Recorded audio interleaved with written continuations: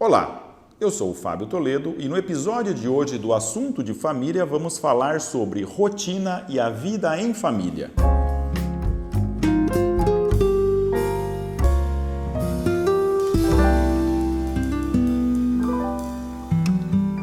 A Persita Flores, nossa ouvinte assídua, nos escreve e ela quer saber se é possível ter uma rotina na família. Olha, Persita, não só é possível, como é fundamental, principalmente nos primeiros anos de vida.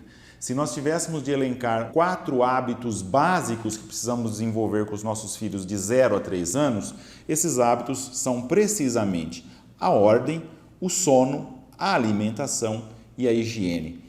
Ordem nesse sentido mesmo de se ter um horário em que a criança vai dormir, em que se ter um horário estipulado para o sono, para as refeições, enfim, que a criança tenha uma rotina, a rotina da segurança para a criança. Você já reparou como a criança pequena gosta de assistir o mesmo filme pela milésima vez? Pois é, elas gostam de assistir porque saber que aquilo vai se repetir dá segurança para aquela criança. De certo modo, cada dia da criança ter uma certa repetição, isso dá segurança e é fundamental para que ela tenha um desenvolvimento saudável e equilibrado.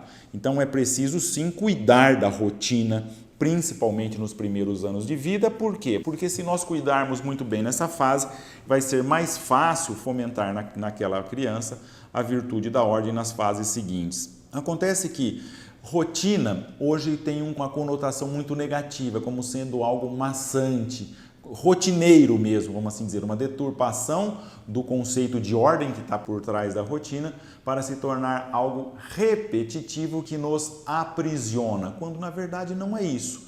A ordem não nos aprisiona, a ordem nos torna até mais livres. Guarda a ordem e a ordem te guardará. Já ouvimos isso em filosofia como uma aplicação muito prática na educação dos nossos filhos. De modo que é sim possível ter uma rotina. Acontece que muitas mães e pais se tornam escravos dessa rotina, ou seja, recebe-se um convite para um passeio, para um final de semana, para uma festa, mas não dá porque aquilo vai quebrar a rotina da criança. Ora, a rotina precisa ter uma maleabilidade, precisamos saber quando ceder, quando mudar, precisamente porque não temos controle das nossas vidas, os imprevistos sempre surgirão e eles também são oportunidades de aproveitarmos esses imprevistos, aquilo que muda a rotina, também para com isso ir formando os nossos filhos.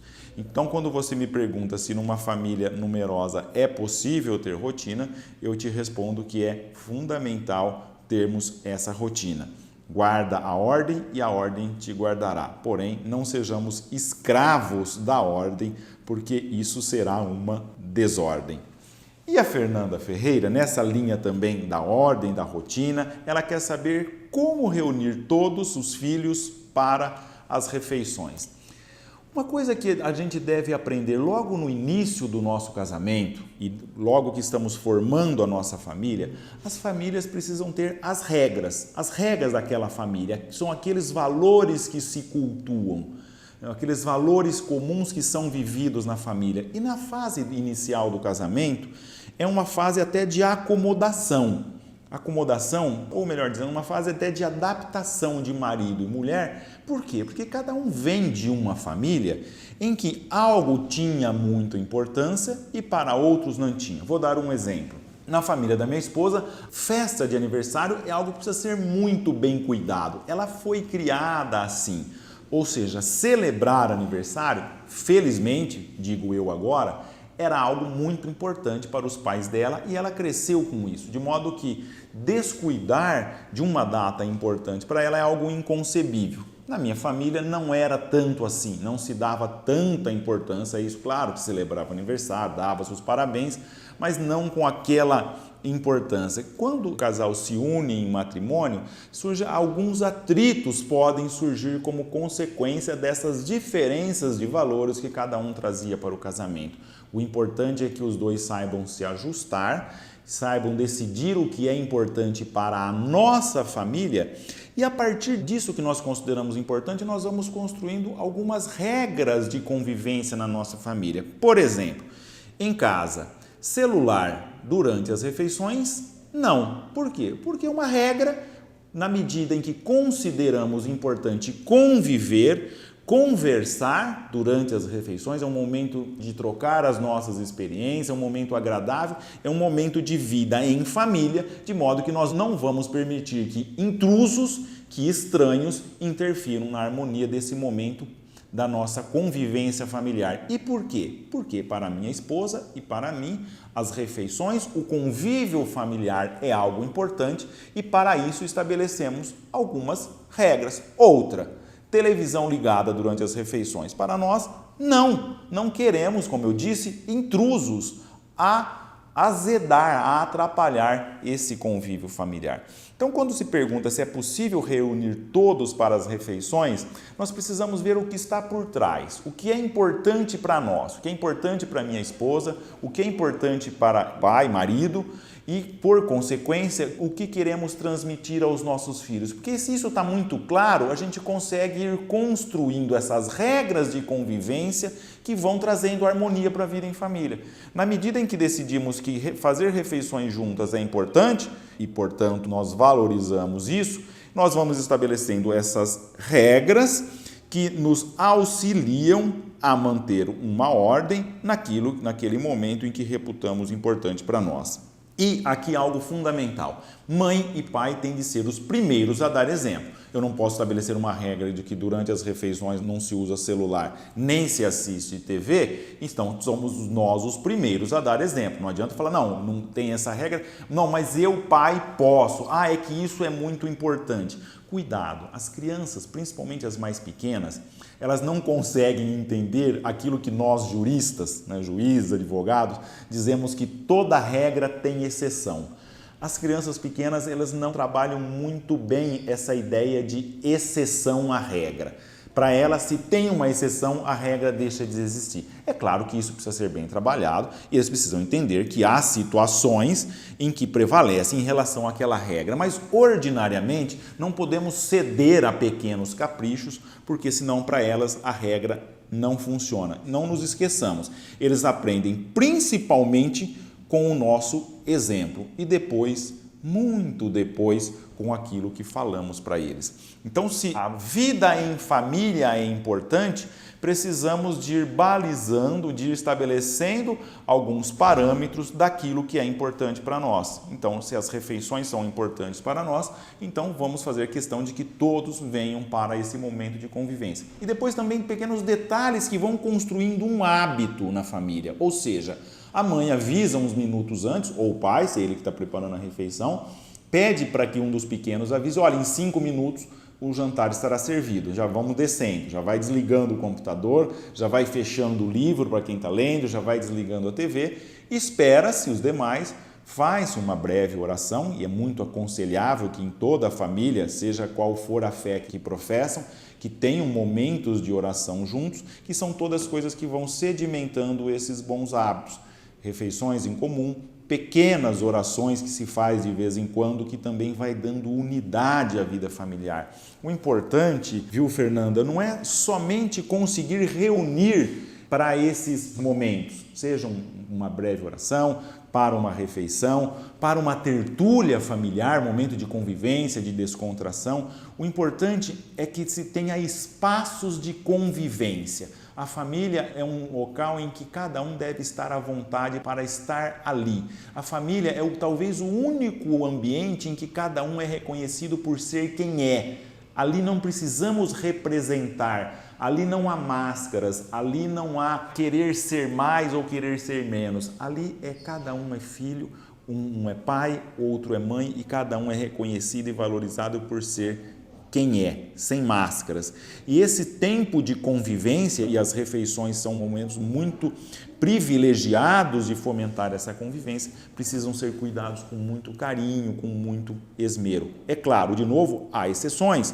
Por vezes não conseguiremos estar todos nessas refeições, mas que sejam, como diríamos de novo nós juristas, exceções que confirmam a regra e não exceções que destroem a regra. E é claro, a Angélica também, nossa ouvinte, ela quer saber de um pai de muitos filhos se você dorme. Olha, se às vezes eu tenho alguma insônia, não é por motivo de ter muitos filhos. Claro que dormimos, mas eu aproveito essa sua pergunta porque uma mãe, quando se depara com uma situação de uma família numerosa, a primeira coisa que vem à cabeça é isso mesmo. Nossa, será que esses pais conseguem dormir com tantos filhos assim? Essa dúvida, evidentemente, não é o seu caso, mas pode ser indicativa de uma distorção na educação dos filhos. E que distorção seria essa? Uma atitude superprotetora, ou seja, tenho que vigiar a cada momento, eu preciso saber em cada segundo o que está fazendo, eu preciso ir atrás daquele filho, senão vai cair, vai se machucar, eu preciso ir a cada minuto lá no quarto para ver se está bem, se está respirando ou alguma coisa assim. É claro, se desenvolvermos essa atitude superprotetora, é claro que um filho basta para entrarmos numa neurose, numa psicose que talvez vai nos conduzir a uma doença psicológica, vamos assim dizer. Essa atitude superprotetora não é bom para a mãe, não é bom para o pai, não é bom para o filho.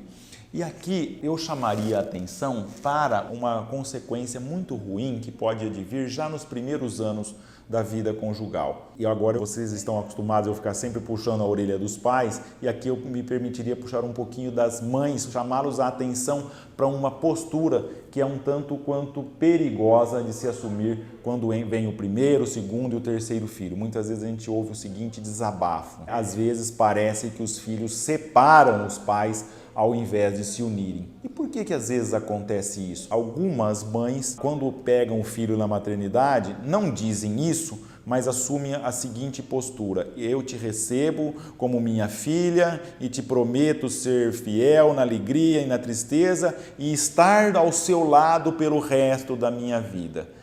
Acho que ninguém ousaria fazer um juramento dessa natureza.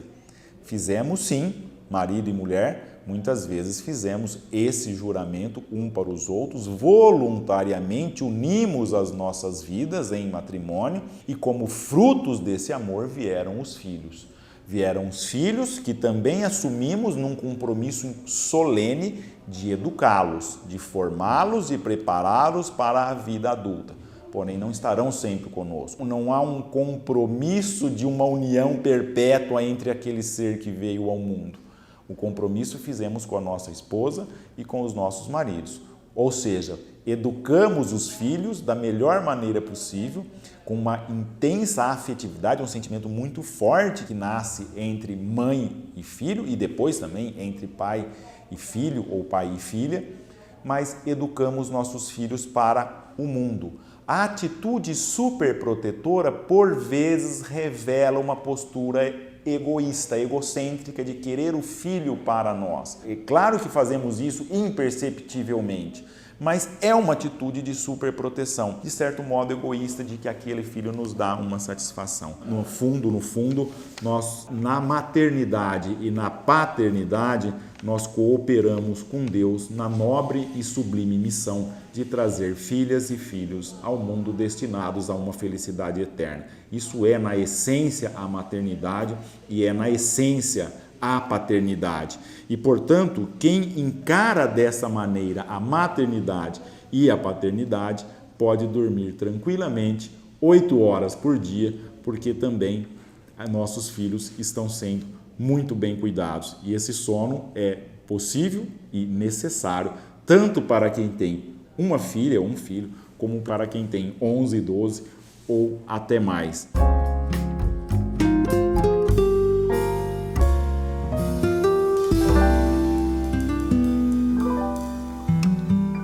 Você ouviu o episódio número 8 do Assunto de Família. Até a próxima!